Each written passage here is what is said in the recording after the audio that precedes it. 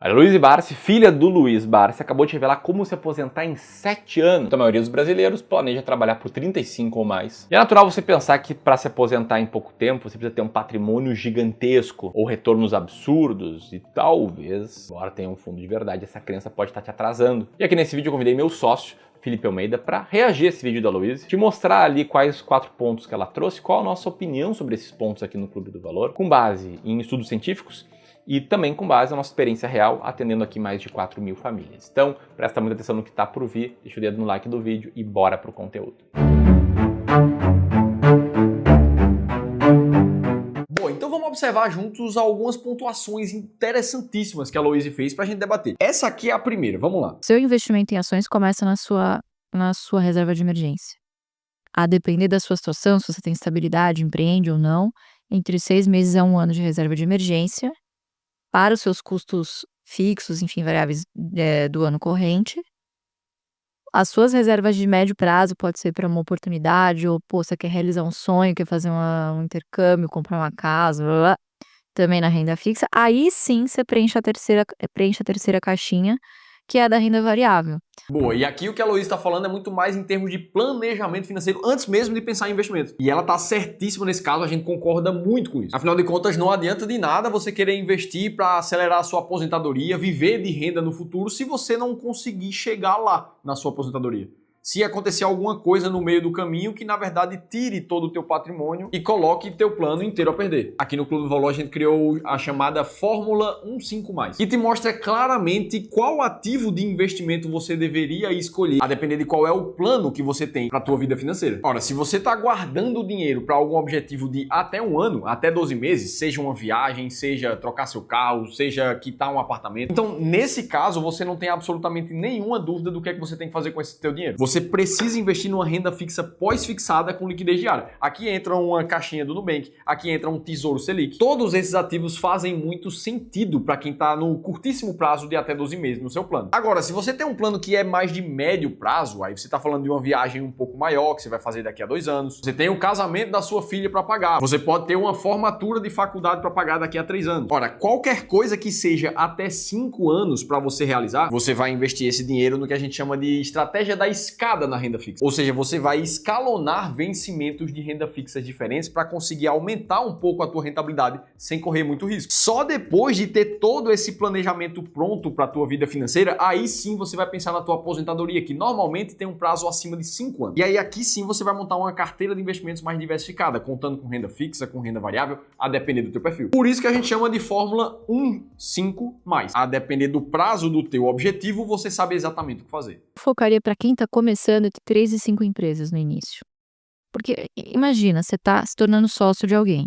Você está se tornando sócio de alguém, você tem que dar o mesmo empenho do que se você estivesse comprando uma sociedade aqui, vamos chamar de economia real. Boa, então a Luísa aqui fala para quem está começando a montar seu patrimônio de 3 a 5 empresas ali de ações na sua carteira. Se você já nos acompanha aqui no Clube do Valor, deve saber que a gente gosta de estratégias de ações com mais empresas, mais diversificadas, mesmo para quem está começando. Isso não é à toa, é baseado em dados históricos de como é que você pode correr menos risco para ganhar mais dinheiro no mercado de ações. Em um estudo no livro chamado A Fórmula Mágica de Investimentos em Ações, de Joel Greenblatt, o autor resolveu fazer um teste de como é que você pode mitigar os riscos a depender da quantidade de ações que você tem na carteira. Então, por exemplo, para quem tem 2 ações somente na carteira, você reduz 46% o risco não sistemático. Isso quer dizer que, se acontecer algum problema específico com alguma das ações que você investe, o chamado risco não sistemático, uma dívida muito grande que atrapalhou a vida de uma empresa apenas, para quem tem 2 ações na carteira, você reduz esse risco em 46%. Agora, ao passo que você vai aumentando a quantidade de ações na tua carteira, esse risco começa a ficar cada vez menor. Quem tem 4 ações na carteira, reduz 72% do risco não sistemático. E para quem tem 16 ações ou um pouco mais, a redução é de 93% do risco não sistemático. Ou seja, faz muita diferença de quem tem 2, 3, 4 ou 5 ações para quem tem 16. O risco que essas pessoas correm é completamente diferente. E é por isso que para cada um dos nossos clientes aqui do Clube do Valor, inclusive na minha carteira pessoal também, o mínimo que uma estratégia comprovada tem é de pelo menos 10 ações, a grande maioria delas tem 20. Para que a gente evite casos como o da Oi, por exemplo, que era cotada como uma das empresas que mais pagavam dividendos lá em 2012. O Luiz Barsi, inclusive, comprou uma boa quantia da empresa naquela época. Mas o que aconteceu de lá para cá foi uma queda de praticamente 100% nas ações. Só que isso acontecia somente com ela no setor de telecomunicações, já que outras empresas do mesmo ramo, como a Vivo, tiveram, na verdade, uma valorização nesse mesmo período de praticamente 26%. Então, nesse cenário, a gente vê o mercado financeiro de forma diferente. Você pode diversificar de forma mais inteligente para evitar riscos e você não precisa conhecer a fundo cada uma das empresas que você investe, se você tiver uma estratégia comprovada para selecionar essas empresas. Eu já vou te falar mais sobre isso daqui para frente no vídeo. Vamos para uma outra pontuação extremamente importante aqui da Luísa. Já são da física ou já são holding? Não, ainda tá na pessoa física. Puta Mas que pariu. no próximo podcast você me chama, acho que eu já vou ter isso resolvido. Ela tá falando aqui que todas as ações do Luiz Bassi seguem no nome pessoa física dele. Sem dúvida nenhuma. Vamos ver se vai ser holding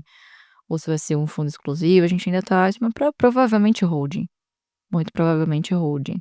Porque você tem vários herdeiros, né? Tem minha mãe, tem outros 4 irmãos, né?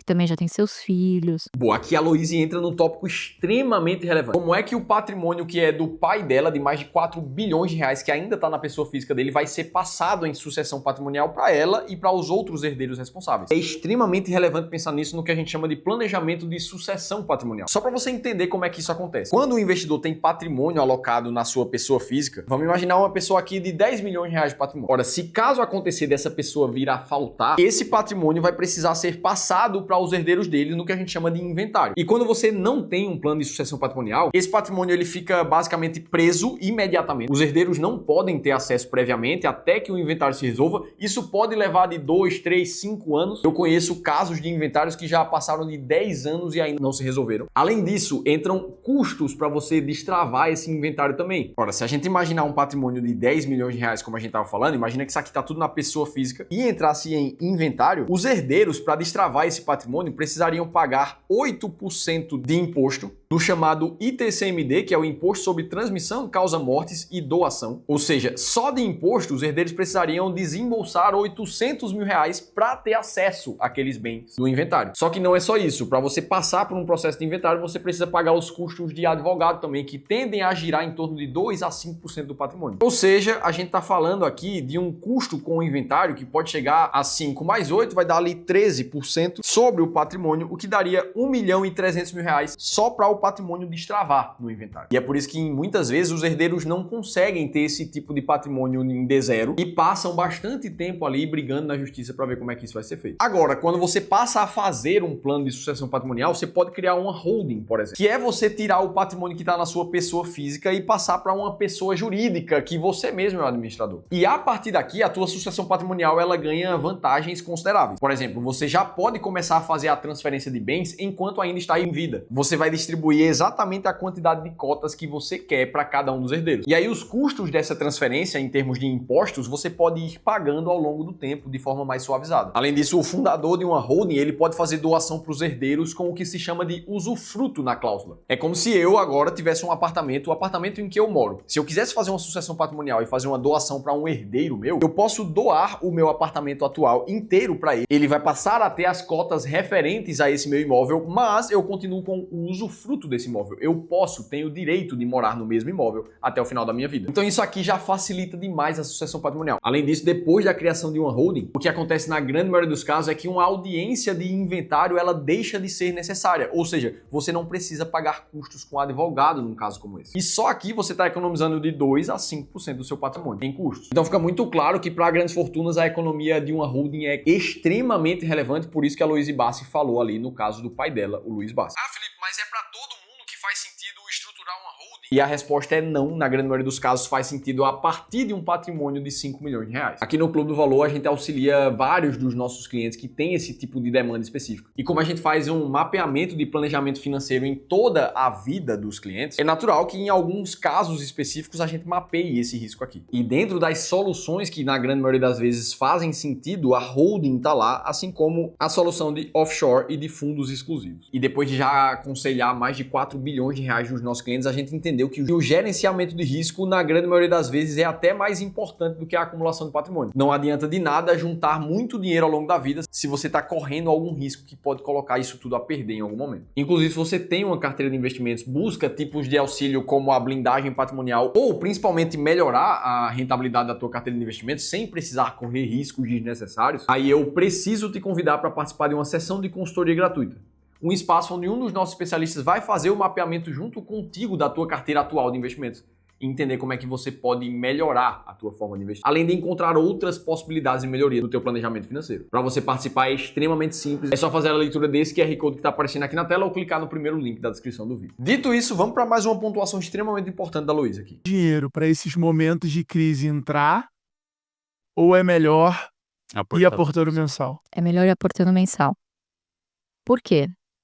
De novo, mesmo em momentos de bolsa em alta, você consegue ter boas oportunidades em determinados setores. Boa, então a Luísa aqui defende o aporte mensal do que pegar uma boa parte do patrimônio e escolher a hora certa de fazer o chamado market time. E isso é verdade, existem estudos que comprovam essa diferença, que é muito melhor você estar sempre colocando dinheiro no mercado. Como é o caso desse estudo aqui do professor Roger Ibbotson, que buscou estudar qual era a forma de investir que fazia mais diferença para os investidores bem-sucedidos no longo prazo. E o que ele descobriu é inclusive mostrado de forma gráfica nessa imagem que está na tela. E percebeu que os investidores que tentam fazer o famoso market timing, ou seja, acertar a hora certa de comprar os ativos porque eles já caíram demais, esse tipo de estratégia é responsável por somente 1% do sucesso dos investidores no longo prazo. Enquanto isso, existem outras estratégias extremamente mais eficientes com mais de 91% da explicação do sucesso dos investidores, que é o que a gente chama de alocação de ativos, que é a única forma possível em que você consegue aproveitar melhor as oportunidades pontuais que o mercado dá. Quer ver a diferença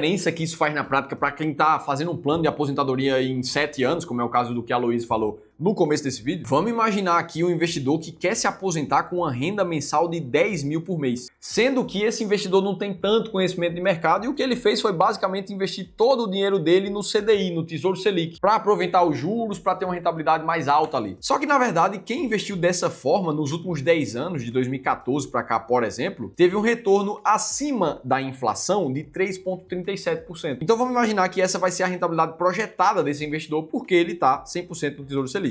Ele precisaria de um patrimônio de mais de 3,5 milhões para se aposentar. Agora vamos descobrir quanto tempo ele vai levar para atingir essa meta. Ora, vamos imaginar que ele está começando com um patrimônio de 500 mil reais aqui e que ele consegue fazer aportes de 5 mil reais por mês, a uma rentabilidade exatamente igual de 3,37%. Para esse cara conseguir uma renda de 10 mil por mês, ele vai levar mais de 25 anos ainda. Agora vamos imaginar um outro cenário, uma pessoa que aprendeu a investir, descobriu as estratégias corretas e melhora o potencial de retorno de uma carteira de investimentos. Uma coisa muito mais bem diversificada, com a alocação de ativos muito bem clara, que envolva um pouco de renda variável e também um pouco de renda fixa na carteira. No mesmo período dos últimos 10 anos, uma carteira bem estruturada como essa aqui chegou a ter rentabilidades de 7,5% ao ano. É claro que isso aqui não se repete sempre no futuro, mas ajuda a gente a fazer algumas simulações. Vamos imaginar então que esse mesmo investidor conseguiu uma rentabilidade diferente como essa. Para a mesma renda passiva desejada de 10 mil reais por mês, agora ele precisaria de um patrimônio acumulado de um pouco mais de 1 milhão e 600 mil. Para chegar lá com os mesmos 500 mil reais iniciais, com os mesmos 5 mil de aportes, ele levaria pouco mais de 8 anos para alcançar o planejamento financeiro dele. Praticamente 17 anos a menos do que o primeiro cara que investia tudo somente no Tesouro Selic. Essa é a grande diferença de quem investe com estratégia comprovada, sabe entender o que está fazendo e consegue se aposentar muito mais rápido do que quem ainda está investindo de forma totalmente despreocupada. E aí você pode pensar, Felipe, mas essa simulação aí é fora da minha realidade, eu ainda estou alcançando o meu primeiro milhão de reais. ou ainda mais, Felipe, eu estou com dificuldade de destravar o potencial de retorno da minha carteira. aí eu preciso te convidar para um evento que a gente vai fazer online e gratuito que vai acontecer aqui no canal do YouTube do Clube do Valor, onde você vai descobrir os 3 passos simples para acelerar a conquista do teu primeiro 1 milhão de reais. Tudo isso sem correr riscos desnecessários. No dia 31 de julho, às 19 horas. Uma aula inteira te mostrando como melhorar a tua carteira de investimentos para acelerar o teu milhão. E se você já passou de 1 milhão, a mesma estratégia é replicável para qualquer outro contexto. Então clica aqui no link da descrição porque é totalmente gratuito para você participar. Dito tudo isso, as pontuações da Luísa fazem muito sentido e a grande maioria delas converge com a nossa visão do mercado. Para você continuar assistindo os vídeos aqui do canal, eu vou deixar um outro bem relacionado a esse aqui para você assistir e eu vou estar te esperando no próximo conteúdo.